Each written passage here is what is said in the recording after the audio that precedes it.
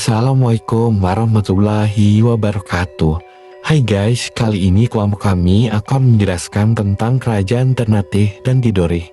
Penasaran kan? Yuk kita simak. Latar belakang kerajaan Ternate.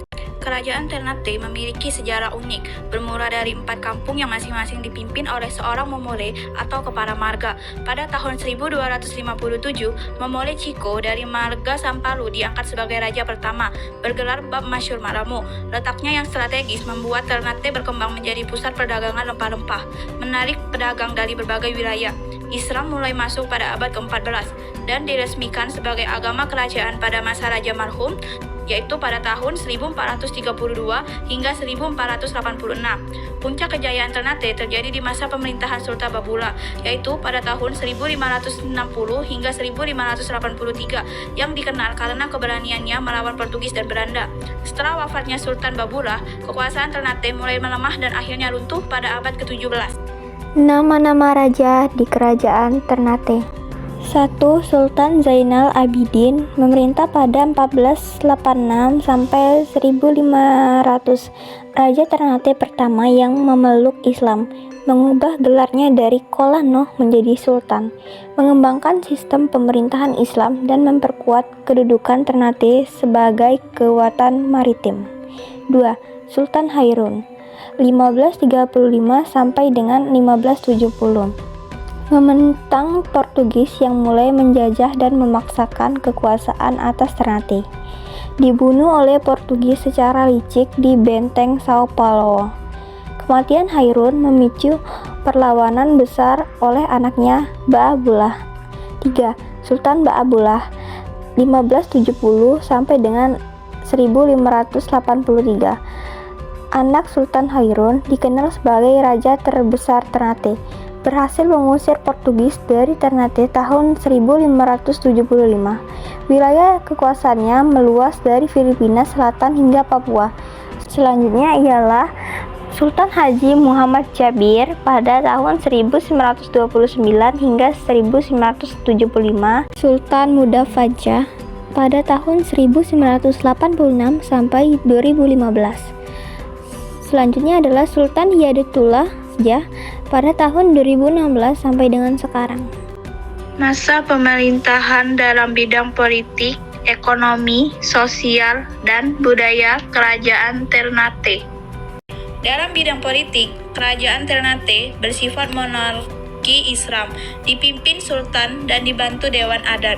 Puncak kekuatan yang terjadi pada masa Sultan Babura yang berhasil mengusir Portugis dan memperluas wilayah. Ternate sering terlibat dalam politik dagang dan konflik dengan bangsa Eropa karena rempah-rempah. Di bidang ekonomi, komoditas utama kerajaan Ternate adalah cengkeh, komoditas paling berharga di dunia pada masa itu. Letaknya pun strategis, berada di jalur perdagangan laut yang penting, menjadikan Ternate pusat perdagangan rempah-rempah. Untuk sistem ekonomi, mereka mengembangkan sistem persekutuan dengan wilayah sekitar, misalnya Ambon, Halmahera, Seram, untuk mengontrol perdagangan. Memiliki pelabuhan aktif yang sering disinggahi pedagang dari Arab, India, Cina, dan kemudian Eropa. Untuk masa keemasan ekonomi, mereka berada di bawah pimpinan Sultan Ba'abullah. Ternate mengusir Portugis dan memperluas wilayah kekuasaan maritimnya. Dalam bidang sosial, Kerajaan Ternate terbagi dalam golongan bangsawan, rakyat biasa, dan budak. Masuknya Islam pada abad ke-14 membawa perubahan sosial terutama dalam adat, hukum, dan pendidikan. Kehidupan masyarakat dipengaruhi oleh perdagangan dengan interaksi budaya dari Arab, Melayu, dan Eropa. Gotong royong dan musyawarah menjadi nilai penting dalam kehidupan sosial. Di bidang budaya, agama Islam menjadi agama resmi abad ke-15, mempengaruhi sistem pemerintahan dan hukum adat. Untuk sastra dan bahasa, mereka berkembang dari tradisi lisan, hikayat, dan penulisan dalam aksara Arab Melayu. Struktur sosial dipimpin oleh sultan, didukung oleh struktur adat yang disebut bobato. semacam dewa adat. Kesenian. Mereka berkembang seni ukir, tari tradisional seperti tari Cakalele, dan busana adat khas Ternate. Peninggalan Kerajaan Ternate. Pertama, Benteng Kalamata dibangun oleh Portugis pada abad ke-16, kemudian digunakan oleh Kerajaan Ternate. Benteng ini terletak di Ternate dan menjadi saksi perlawanan terhadap penjajah. Kedua, Istana Sultan Ternate atau Kerajaan Ternate masih berdiri hingga kini dan menjadi pusat pemerintahan kesultanan. Di dalamnya terdapat benda-benda pusaka dan arsip sejarah kerajaan. Ketiga, Masjid Sultan Ternate, masjid kuno yang menjadi pusat kegiatan keagamaan di masa kejayaan kerajaan. Keempat, Makam Sultan Badulla, salah satu sultan besar Ternate yang memimpin perlawanan terhadap Portugis. Masa runtuhnya Kerajaan Ternate. Masa peruntuhan terjadi secara bertahap, terutama setelah masuknya VOC Belanda ke Maluku pada awal abad ke-17. Faktor utama, VOC memonopoli perdagangan rempah-rempah, perpecahan internal kerajaan, dan tekanan dari kolonial Belanda yang makin mempersempit kekuasaan raja. Tahun 1914, Belanda secara resmi mencabut status kedaulatan Kerajaan Ternate dan menjadikannya wilayah administratif Hindia Belanda. Latar belakang Kerajaan Tidore. Kerajaan Tidore adalah salah satu kerajaan Islam yang berpengaruh di Maluku yang memiliki hubungan erat dengan Kerajaan Ternate karena pendirinya, Syah Jati atau Muhammad Nakir, merupakan saudara dari pendiri Ternate yaitu Masyur Malamo. Didirikan pada abad ke-11, namun Islam baru masuk dan berkembang pada akhir abad ke-15 melalui jalur perdagangan rempah-rempah yang melibatkan perdagangan dari Jawa, Melayu, Arab, dan Cina. Tidore mencapai puncak kejayaan pada abad ke-18, terutama di bawah kepemimpinan Sultan Nuku yang terkenal karena perjuangannya melawan intervensi VOC atau Kongsi Dagang Hindia Belanda dalam urusan suksesi kerajaan. Kerajaan ini juga pernah terlibat konflik dalam Portugis pada tahun 1529 serta menjalin aliansi dengan Spanyol untuk menyeimbangkan kekuatan Ternate yang bersekutu dengan Portugis. Tidore memiliki peran penting dalam perdagangan cengkeh dan pala, serta meninggalkan warisan sejarah seperti Kadato Kie atau Istana Kerajaan. Sultan terakhir yaitu Husain Altin Shah mulai memerintah sejak 2014. Nama-nama Raja Kerajaan Tidore. 1.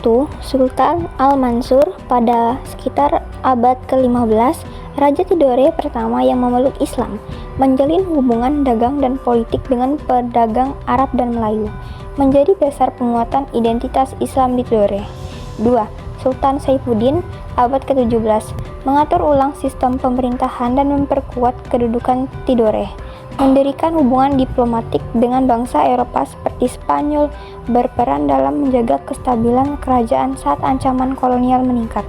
3. Sultan Nuku Muhammad Amiruddin, pada tahun 1780 hingga 1805, pahlawan nasional Indonesia dari Tidore, memimpin perlawanan melawan VOC Belanda, menyatukan rakyat Maluku dan Papua dalam gerakan anti kolonial.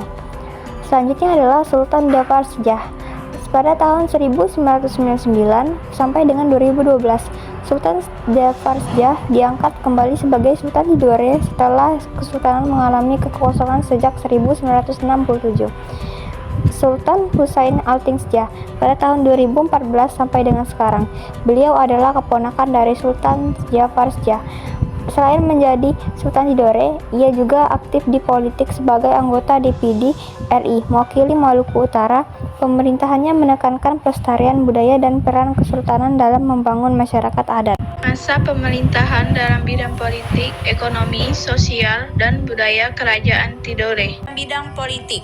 Dalam bidang politik, Kerajaan Tidore bercorak monarki Islam. Dipimpin oleh Sultan, Tidore memiliki hubungan dinamis dengan Ternate, kadang bersaing dan kadang bekerja sama. Pada masa Sultan Nuku, Tidore mencapai puncak kekuatan politik dengan memimpin perlawanan terhadap VOC dan menjalin aliansi dengan Inggris.